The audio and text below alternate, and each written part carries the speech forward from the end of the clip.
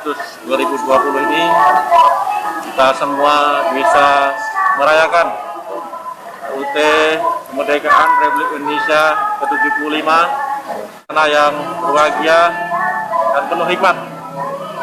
Walaupun kita saat ini di Aceh Selatan masih menghadapi pandemi COVID-19 dan kawan-kawan saya di wilayah Aceh Selatan, masyarakat tetap antusias merayakan HUT kemerdekaan Republik Indonesia ke-75 dengan memasang bendera, memasang umbul-umbul dan segala perhiasannya yang bernuansa merah putih, yang ini menunjukkan bahwa masyarakat Aceh Selatan semakin bangga dan mencintai pada negara kesatuan Republik Indonesia yang pada tanggal 17 Agustus 2020 ini memperingati ulang tahunnya ke-75.